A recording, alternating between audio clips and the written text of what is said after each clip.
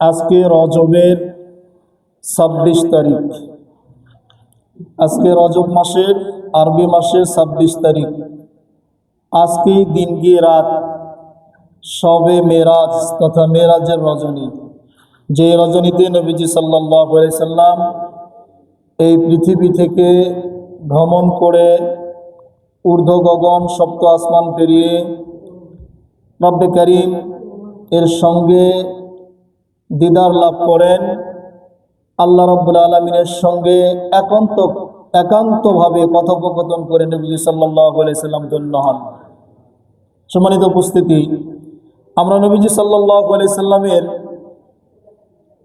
মেরাজ এর দুটি পাঠ সম্পর্কে শুনেছিলাম গত জুমায়, যে মেরাজ এর দুটি পাঠ আছে। একটাকে বলা হয় মেরাজ আর একটাকে বলা হয় ইসরা। একটা হচ্ছে ইসরা আর একটা হচ্ছে মেরাজ।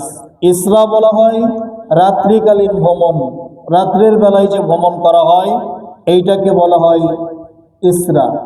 যে ইসরা ছিল মসজিদে হারাম থেকে নিয়ে শুরু করে মসজিদে আকসা পর্যন্ত এইটুকু জায়গা রাত্রিবেলা নবী সাল্লাল্লাহু আলাইহি সাল্লাম ভ্রমণ করেছিলেন, এইটাকে বলা হয় ইসরা। এই বাইতুল মুকাদ্দাস থেকে নিয়ে শুরু করে বা মসজিদ আকসা থেকে নিয়ে শুরু করে ঊর্ধ্ব গগন পর্যন্ত নবীজি সাল্লাল্লাহু আলাইহি সাল্লাম তিনি গিয়েছিলেন বিশেষ একটি সিঁড়ির মাধ্যমে। সেখানে কোনো ঘোড়া বা অন্য কোনো বাহন ছিল না। সঙ্গে হযরত জিবরাইল মিকাইল আলাইহিস সালাম দুইজন ছিলেন। নবীজি সাল্লাল্লাহু আলাইহি সাল্লামের জন্য আসমান থেকে বিশেষ একটা সিঁড়ি নেমে এসেছিল, সেইটার মাধ্যমে নবীজি সাল্লাল্লাহু আলাইহি সাল্লাম ঊর্ধ্ব গগনে যান। প্রথম আসমানে নবীজি সাল্লাল্লাহু আলাইহি সাল্লাম গিয়েছেন, সেখানে গিয়ে আমাদের আদি পিতা তার সঙ্গে সাক্ষাৎ হয়েছে। দ্বিতীয় আসমানে গিয়েছেন, সেখানে দুইজন পয়গম্বর হযরত ঈসা এবং হযরত ইয়াহইয়া আলাইহিস সালামের সঙ্গে দেখা হয়েছে। তৃতীয় আসমানে হযরতে ইদ্রিস আলাইহিস সালামের সঙ্গে সাক্ষাৎ হয়েছে। চতুর্থ আসমানে হযরতে মুসা আলাইহিস সালামের সঙ্গে সাক্ষাৎ হয়েছে। পঞ্চম আসমানে হযরতে হারুন আলাইহিস সালামের সঙ্গে সাক্ষাৎ হয়েছে। এইভাবে নবীজি সাল্লাল্লাহু আলাইহি সাল্লাম তাদের সঙ্গে সাক্ষাৎ করেছেন, কথোপকথন করেছেন, একে অপরের সঙ্গে পরিচিতি লাভ হয়েছে। এরপরে নবীজি সাল্লাল্লাহু আলাইহি সাল্লাম ঊর্ধ্ব গগনে একেবারে চলে গিয়েছেন। যায় বিশেষ একটা জায়গা আছে, সেখানে গিয়ে হযরত জিবরাইল আলাইহিস সালাম বলেছেন, নবীজি এই পর্যন্ত আমি আসতে পারবো, এরপরে আমি আর যেতে পারবো না। عند سدرة المنتهى عندها جنة المأوى। আল্লাহ তাআলা বলেন সিদরাতুল মুনতাহা একেবারে লাস্ট বর্ডার। এরপরে আর কোনো ফেরেশতা বা অন্য কোনো মাখলুকাতের এর উপরে যাওয়ার সুযোগ আর নাই। হযরত জিবরাইল আলাইহিস সালাম এর উপরে যেতে পারবে না। সিদরাতুল মুনতাহা, মুনতাহা মানে লাস্ট বর্ডার, সিদরাতুল মানে হচ্ছে বড়ই গাছ। ওখানে একটা বড়ই গাছ আছে, যে বড়ই গাছের পাতাগুলো হাদিসের ভাষায় বুখারীতে আসছে যে বড়ই গাছের পাতাগুলো এক একটা হাতির কানের সমান। হাতির কান যত বড়, এক একটা বড়ইয়ের পাতা তত বড়। আর ওখানে যে বড়ইটা হয় জান্নাতুল ফিরদাউসের একেবারে ডান পাশেই ওখানে যে বড়ইটা হবে, জান্নাতীরা যে বড়ইটা খাবে, হাদিসের ভাষ্য অনুযায়ী এক একটা বড়ইয়ের ওজন হবে 12.5 মণ। কতটুকু ওজন? 12.5 মণ ওজন হবে, জান্নাতীদের খাবার হবে। ওখানে গিয়ে হযরত জিবরাইল আলাইহিস সালাম বলেন যে নবীজি আপনাকে এখন একা যেতে হবে উপরে, আমরা কেউ যেতে পারবো না। আমি খুব শর্টে বলছি। এরপরে নবীজি সাল্লাল্লাহু আলাইহি সাল্লামকে আল্লাহ রাব্বুল আলামিন বিশেষ কায়দায় একেবারে নিজের কাছে ডেকে নেন। ফাকানা কাবা কাউসাইনি আও আদনা ফাআওহা ইলা আবদিহি মা আওহা। কোরআনুল কারীমের মধ্যে সূরা নজমের মধ্যে আসছে তীরের রশি আর তীর যতটা কাছাকাছি, আল্লাহ রাব্বুল আলামিন আর নবীজি একেবারে ততটা কাছাকাছি হয়েছিলেন। হাদিসের কিতাবের মধ্যে আসছে যে দুজনের একেবারে খুব কাছাকাছি সান্নিধ্য লাভ হয়েছিল। ফাআওহা ইলা আবদিহি মা আওহা, এরপরে আল্লাহ রাব্বুল আলামিন নবীজিকে যা ওহী করার তা ওহী করেছেন। আমরা জানি নবীজি সাল্লাল্লাহু আলাইহি সাল্লাম যখন গিয়েছেন, আল্লাহ রাব্বুল আলামিন বলছেন, হাবিব, হাবিব মানে বন্ধু, বন্ধু আপনি এসেছেন আমার কাছে, আপনি আমার জন্য কি নিয়ে আসছেন? এখান থেকে বোঝা যায় বন্ধু বন্ধুর কাছে গেলে কিছু নিয়ে যেতে হয়। নবীজি সাল্লাল্লাহু আলাইহি সাল্লাম বলেন, রব্বে কারীম, সর্বোৎকৃষ্টটা আপনার জন্য নিয়ে আসছি। তখন বলছি, কি নিয়ে আসছেন? উপস্থাপন করেন, উপঢৌকন কি নিয়ে আসছেন, কি পুরস্কার নিয়ে আসছেন?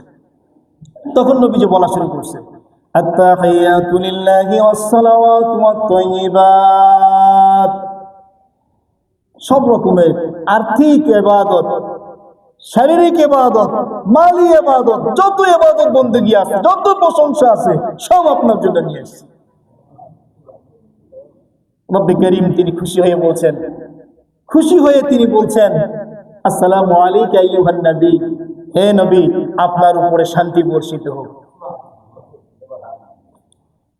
এই কথা যখন বলছে হাবিব সাল্লাল্লাহু আলাইহি সাল্লাম, তিনি বলছে, আসসালামু আলাইনা ওয়া আলা ইবাদিল্লাহিস সালিহিন। রব্বে কারীম, আল্লাহ, আমি তো আপনার কাছে এসেছি, আপনার সঙ্গে আমার কথোপকথন হচ্ছে, আপনার দিদার পেয়ে আমি ধন্য হচ্ছি, কিন্তু আমার ইতিম উম্মত তারা তো আসে নাই, তারা তো আপনার দিদার লাভ করতে পারে নাই। বিধায় আপনার প্রদত্ত শান্তি রহমত শুধু আমার উপরে একা হবে এমনটি নয়, আমিও শান্তি প্রাপ্ত হব আমার ইতিম উম্মত যাদেরকে আমি পৃথিবীতে ছেড়ে এসেছি, যারা আপনার দিদার নসিব করতে পারে নাই, দিদার নসিব যাদের হয় নাই, তাদের জন্য এই নেককার বান্দা যারা আপনার আমার উম্মত নেককার যারা, আসসালামু আলাইনা ওয়া আলা ইবাদিল্লাহিস সালিহিন, আমাদের উপরে শান্তি এবং আল্লাহ তাআলার সৎ নেককার বান্দা যারা, তাদের উপরে শান্তি বর্ষিত হোক। বলুন না সুবহানাল্লাহ। নবীজি সাল্লাল্লাহু আলাইহি সাল্লাম পর্যায়ক্রমে সব জায়গা ঘুরে ঘুরে দেখতেছেন, সব জায়গা ঘুরে ঘুরে দেখছেন। আল্লাহ তাআলার কাছে গিয়ে ফাওহা ইলা আবদিহি মা আওহা, আল্লাহ তাআলা যা দেওয়ার তা দিয়েছেন। আমরা জানি স্পষ্ট ভাবে আল্লাহ তাআলা কি দিয়েছেন।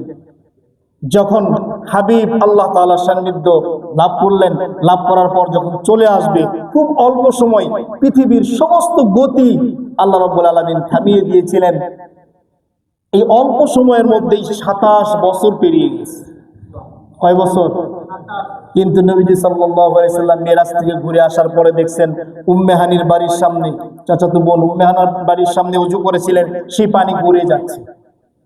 শিকল যেটি, ওই শিকল যে মানে করছিলেন, নামাই দিছিলেন, সেই শিকলটা নড়তেই আছে, কিন্তু মাঝখান থেকে কেটে গেছে কত বছর? 27 বছর। যখন লম্বা টাইম আল্লাহ রাব্বুল আলামিনের সান্নিধ্য লাভ করলেন, এরপরে যখন আল্লাহ রাব্বুল আলামিন কি বলে নবীজিকে বিদায় দিবেন, বিদায় দেওয়ার প্রাককালে তিনি দিয়ে দিলেন উপঢৌকন স্বরূপ, হাবিব আপনি কি চান? বলছে, আল্লাহ আপনি যা দিবেন আমি তাই নিতে চাই। সুবহানাল্লাহ বলেন। বলছে, ঠিক আছে, সবচেয়ে উৎকৃষ্ট একটা আমল আপনার উম্মতের জন্য আমি হাদিয়া হিসেবে দিয়ে দিলাম। বলছে কি? বলছে 50 ওয়াক্ত নামাজ দিয়ে দিলাম। কয়েকত? 50 ওয়াক্ত নামাজ। তিনি তো একেবারে দিদার পেয়ে এতটা বেশি খুশি, আবেগ আপ্লুত ছিলেন, আল্লাহ যা দিবেন তাতেই রাজি। এই একটা কথা মনে রাখলে পরের কথাটা বোঝার সুবিধা হবে। আল্লাহ যা দিবেন তাতেই রাজি, তাতেই খুশি। আল্লাহ আপনি যা দিবেন আমি তাই নিতে প্রস্তুত আছি, আপনি যা দিবেন দেন।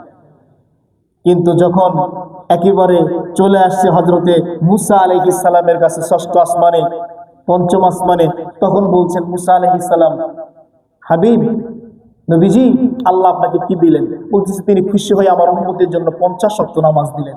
বলছে ইন্না বালাউনা বানি ইসরাইল ওয়া উখবিরু বিহিম, বলছে আমি বনি ইসরাইলের ব্যাপারে আমি পরীক্ষা করেছি তাদেরকে, আমি তাদের ব্যাপারে মানে অভিজ্ঞ। আমি তাদের জন্য মাত্র 2 ওয়াক্ত নামাজ দেওয়া হয়েছিল, তাও তারা যথাযথভাবে আদায় করতে পারে নাই। আর আপনার উম্মতের জন্য 50 পারবে না, আপনি যান। নবীজি তখন যে ঠিকই তো বলছে, তাহলে যাই। এখান থেকে এই কথা বোঝা যাবে না বা এই কথা ধারণা করা যাবে না যে নবীজির সে তাহলে এই মুসা আলাইহিস সালাম মনে হয় বেশি বুঝতেন না, বেশি বুঝতেন না। কিন্তু ওই যে আল্লাহ তাআলার দিদার পেয়ে নবীজি সাল্লাল্লাহু আলাইহি সাল্লাম একেবারে আবেগ আপ্লুত ছিলেন যে আল্লাহ যা দিবেন আমি তাকে ফিরে গিয়েছেন। যার পর আল্লাহ একটু কমায় দেন, বলছে 5 কমায় দিলাম, আবার আসছেন, আবার যান। এভাবে পর্যায়ক্রমে 9 বার গিয়েছেন। কয়বার? নয় বারে 5 করে 45 ওয়াক্ত কমায় দিছে। যখন 45 ওয়াক্ত কমায় দিছে, আবার মুসা আলাইহিস সালাম বলছে আবার যান, বলছে না আমি আর যাব না। ইন্নী আস্তাহি ইলাল্লাহ, আমি আল্লাহ তাআলাকে লজ্জাবোধ করতেছি, শরম করতেছি, আমি আর দিতে পারবো না। রব্বে কারীম যখন 45 ওয়াক্ত কমায়া মাত্র 5 ওয়াক্ত দিলেন, আল্লাহ তাআলা বলে দিলেন মান জাআ বিল হাসানাতি ফালাহু আশরু আমসালিহা ওয়া মান জাআ বিস সাইয়্যাতি ফালা ইজজা ইল্লা মিথলাহা ওয়া হুম লা ইউযলামুন। হাবিব আমার, বন্ধু আমার, যাও যাও, তোমার উম্মতের জন্য 45 ওয়াক্ত কমায়া মাত্র 5 ওয়াক্ত রেখে দিলাম।